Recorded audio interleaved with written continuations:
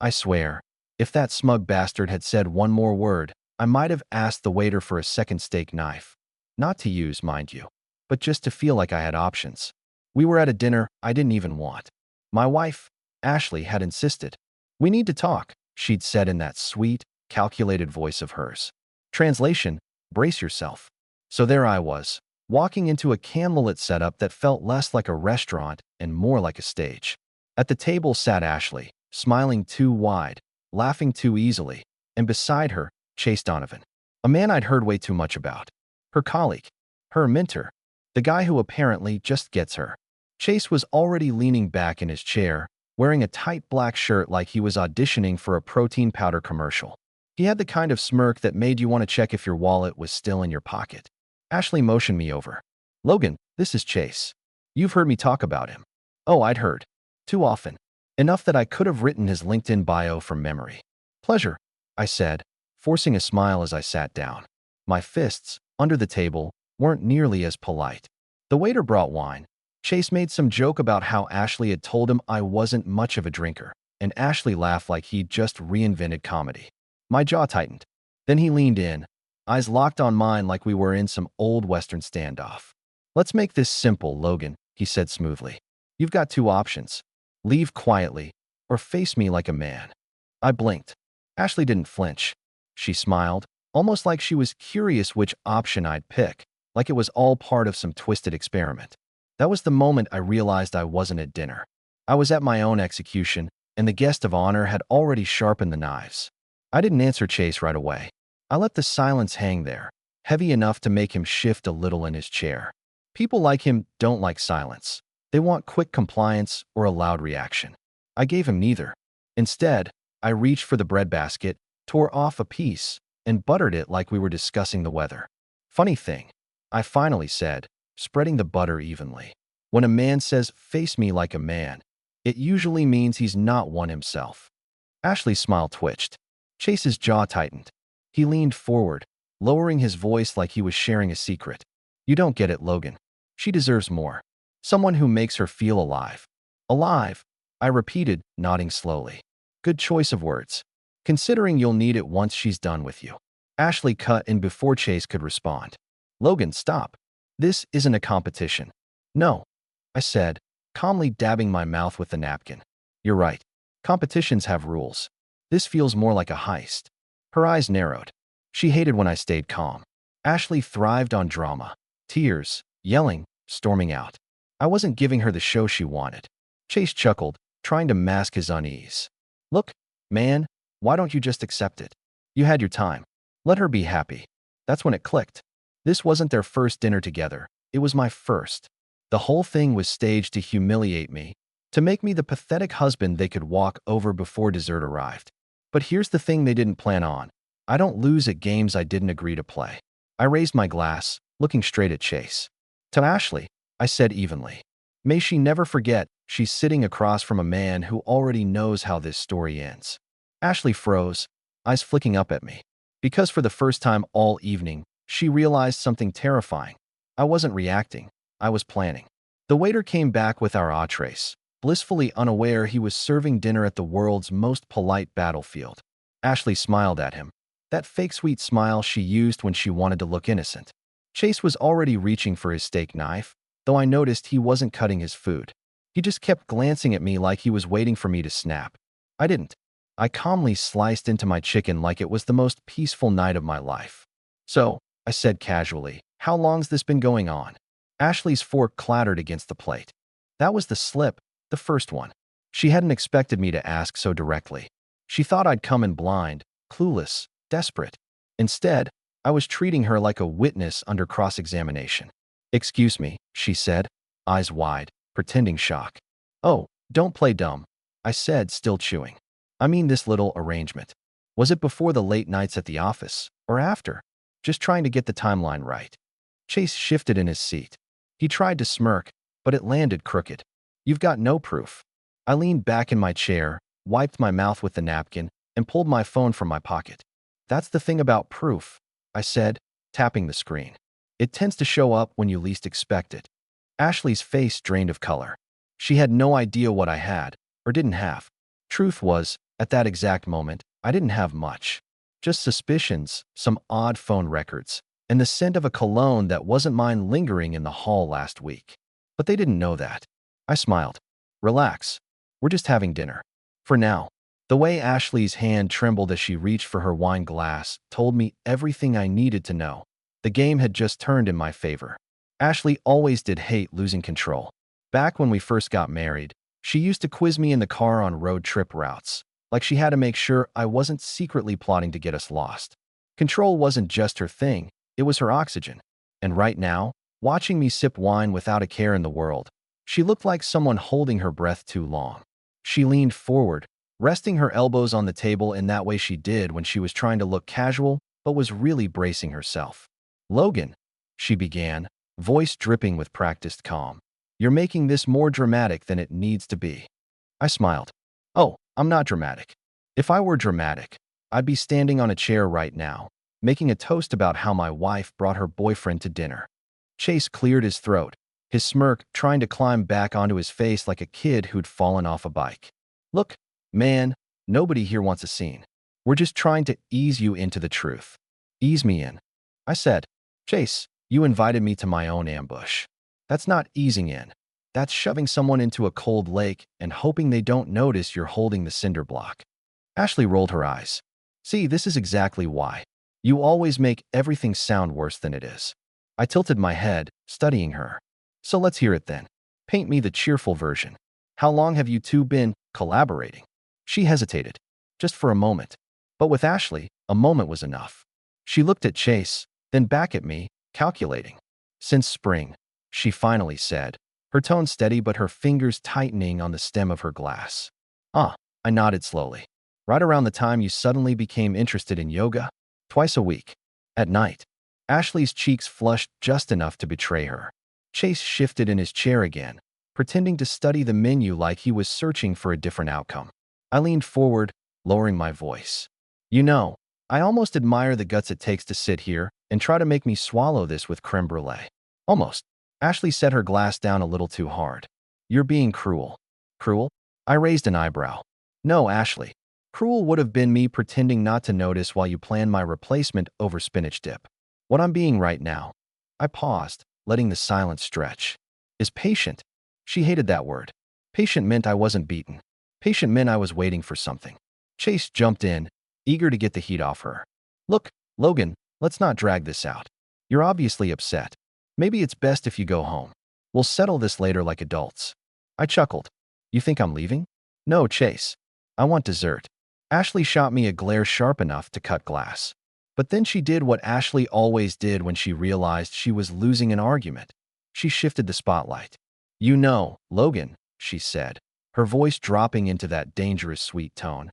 "Maybe if you'd been a little more attentive, I wouldn't have had to look elsewhere." There it was. The dagger.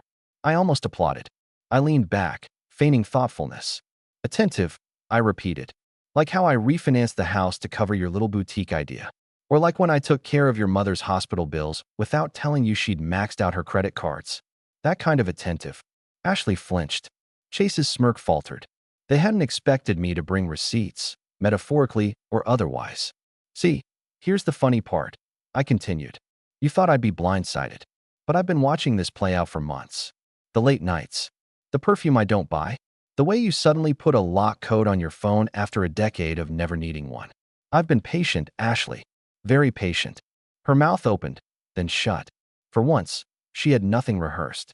The waiter appeared at the worst possible moment for her, and the best for me. "Dessert menu?" he asked cheerfully, placing the little leather booklet between us. "Absolutely," I said, smiling at the poor kid like nothing was wrong. "Surprise me." When he walked away, Ashley leaned in, her voice low and sharp. "What are you doing, Logan?" I sipped my wine. "Enjoying dinner." "You're humiliating yourself," she hissed. "No," I said, shaking my head slowly. "You did that when you walked in here holding this guy's hand under the table.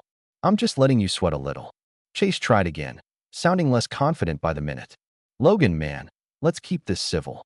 "Civil?" I looked at him. "Buddy, I'm eating chicken and waiting for dessert. If this were uncivil, you'd already be wearing this tablecloth as a neck brace." His smirk finally vanished. Ashley tried a different tactic, pity. She put her hand over mine. Logan, please. Let's not destroy everything. We can figure this out. I gently pulled my hand back, laying the napkin across my lap. Oh, Ashley, everything was destroyed the moment you thought I'd be the kind of man who'd sit quietly in the corner while you paraded your affair in front of me. But here's the twist you didn't see coming. She frowned, leaning in. What twist? I smiled. You think you're 2 steps ahead. Truth is, I'm already at the finish line. The waiter returned with a plate of cheesecake and a grin that didn't belong in this kind of scene.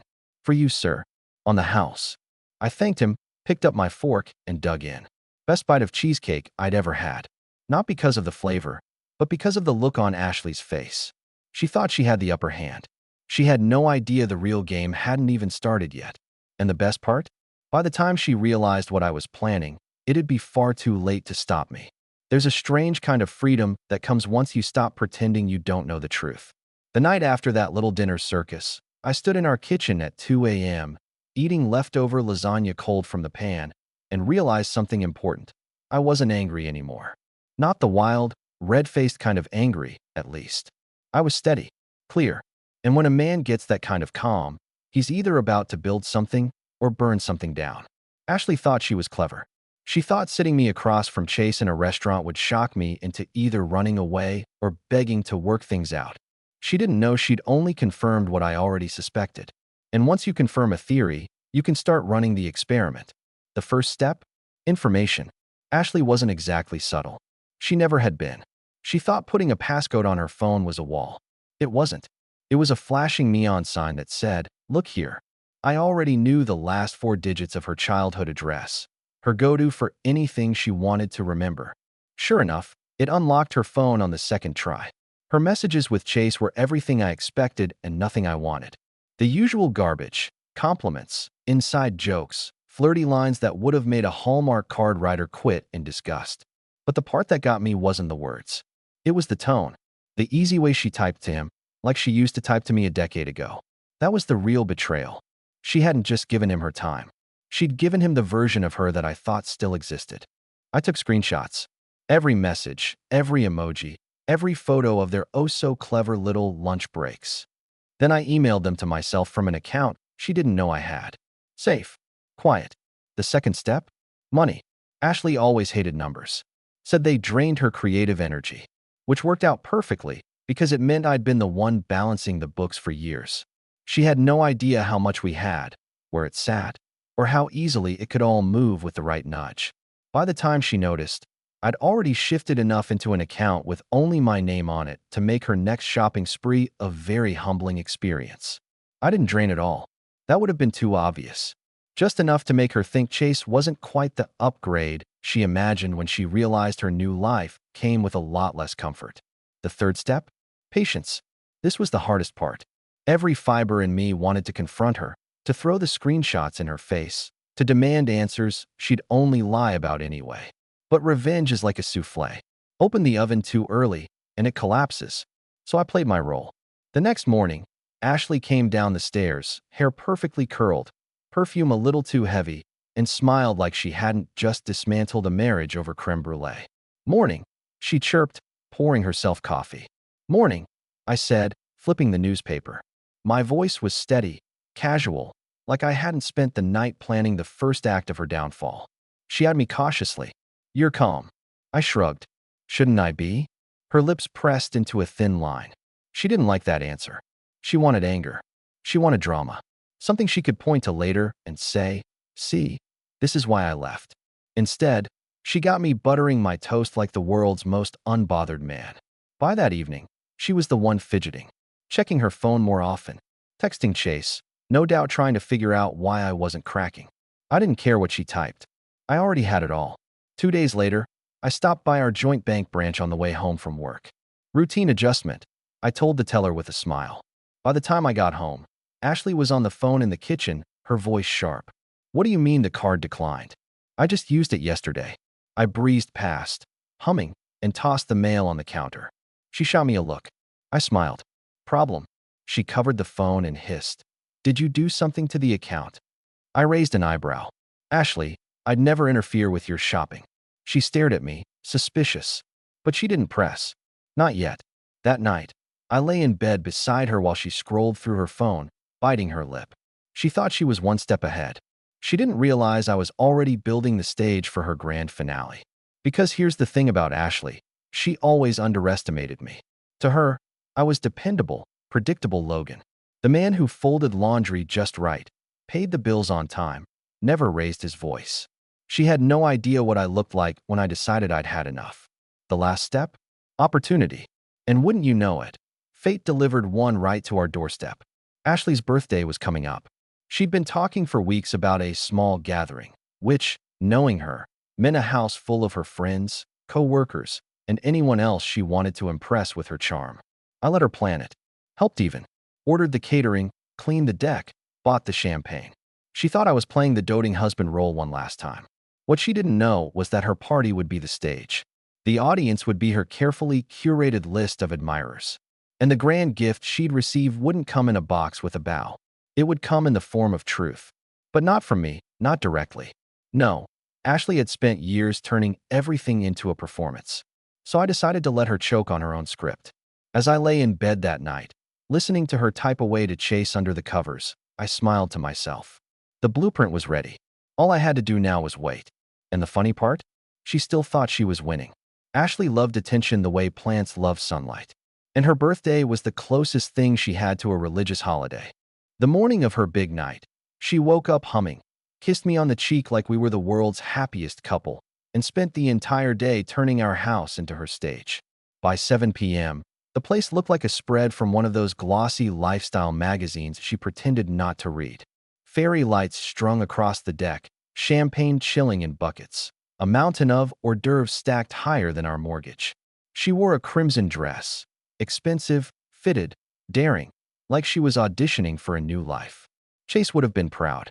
Funny thing, he wasn't invited. At least, not officially.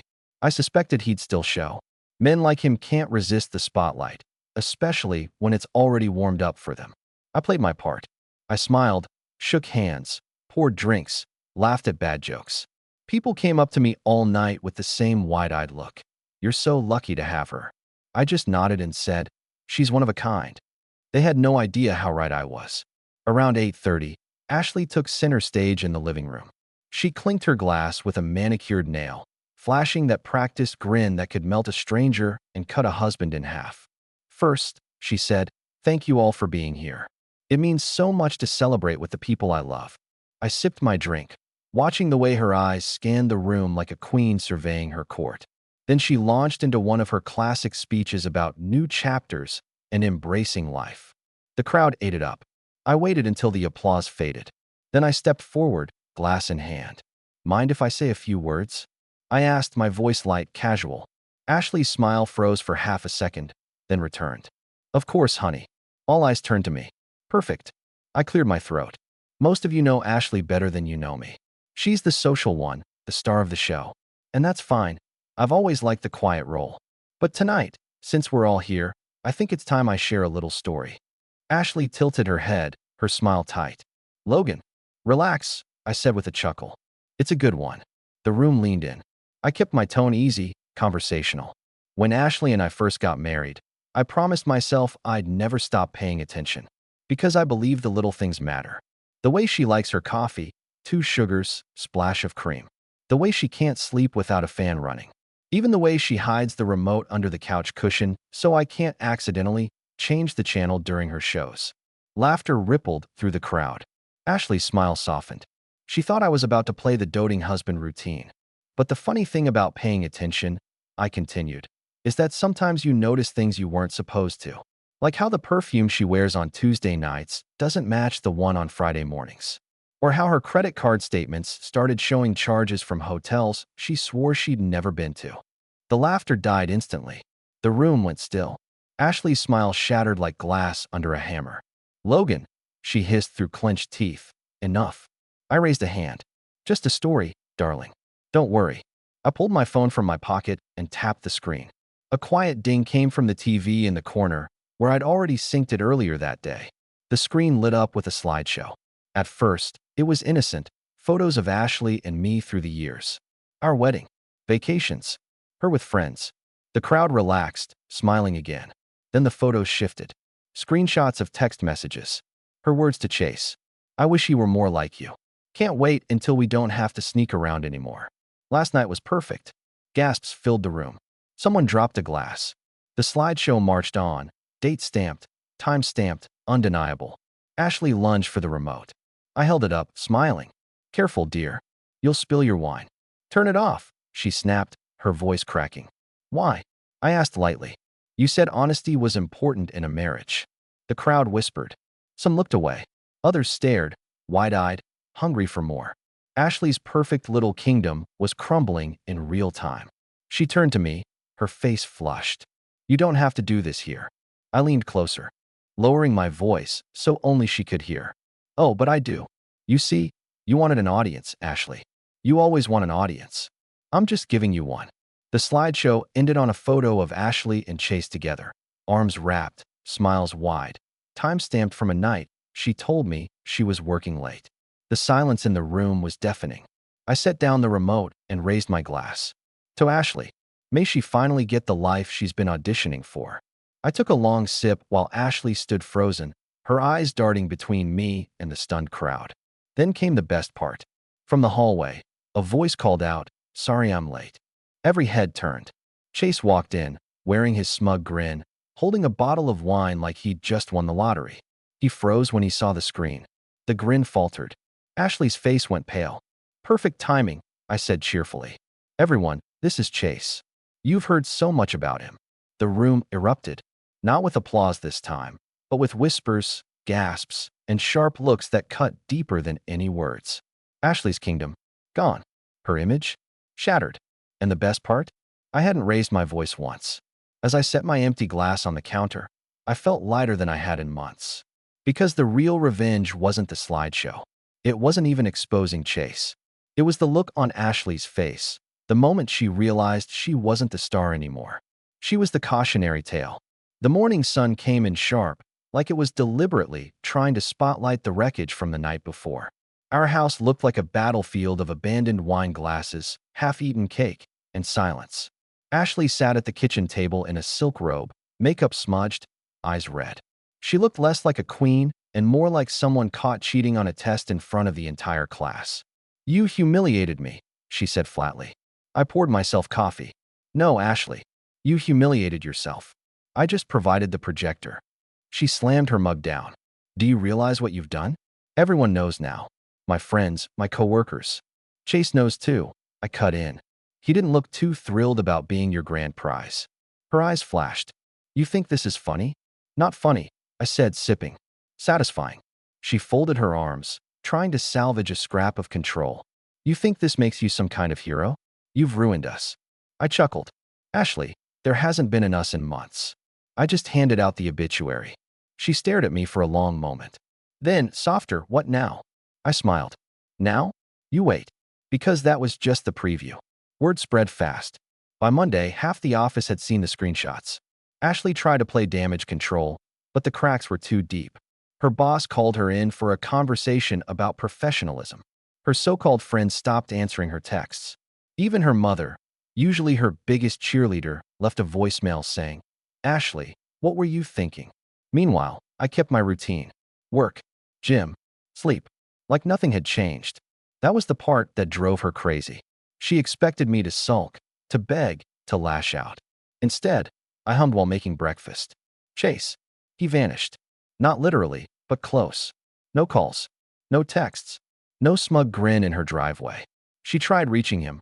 Oh, I knew, because I'd installed a quiet little tracker app on her phone weeks ago. Every unanswered call she made to him lit up on my screen. By Wednesday, she finally broke. She cornered me in the living room. Logan, please. We can fix this. I made a mistake. I looked up from my book. Which mistake? The affair or underestimating me? Her lip trembled. I don't want to lose everything. I closed the book slowly. Ashley, you already did. 2 weeks later, the official paperwork arrived. Divorce papers, prepared, signed, and notarized. Her face when she opened that envelope was worth more than any fortune. You already had these ready? She asked, stunned. I nodded. Filed them the day after dinner with Chase. Told you, I plan ahead. She looked down at the papers, her eyes scanning the terms. That's when her face truly fell. You took the accounts, she whispered. And the house. Correction, I said calmly. My accounts. My house. I moved my money months ago. The rest? Well, you'll notice I left you the credit card debt. Consider it a party favor. Her voice broke. You can't do this. Already did, I said, sliding the pen across the table. You wanted a new life. Here it is. Sign. She stared at me, searching for any sign of mercy. She didn't find any. Finally, with shaking hands, she signed. When she slid the papers back, I smiled. Thank you. That's the best birthday gift you've ever given me. The day she moved out, she tried one last time. Standing in the doorway, suitcase in hand, she looked at me with wet eyes. Logan, after everything, was it worth it? I walked her out to the curb, where her Uber was waiting. Ashley, I said evenly, you always wanted an audience. But you forgot the most important thing about being the star. She frowned. What's that? I leaned in just enough for her to hear. The audience doesn't stay forever. Eventually, they go home, and all you're left with is the truth. She swallowed hard, turned, and got into the car. I watched as it pulled away, her red dress pressed against the glass, the last flicker of the life she thought she controlled. As the car disappeared, I pulled out my phone. A message popped up from a number I hadn't seen in years. Chloe, the old friend who'd tipped me off in the first place. So it's done? I typed back one word. Perfectly. Then I walked back into my house. Not our house, my house. Clean, quiet, and finally free. And for the first time in months, I felt something Ashley had long ago stolen from me. Peace.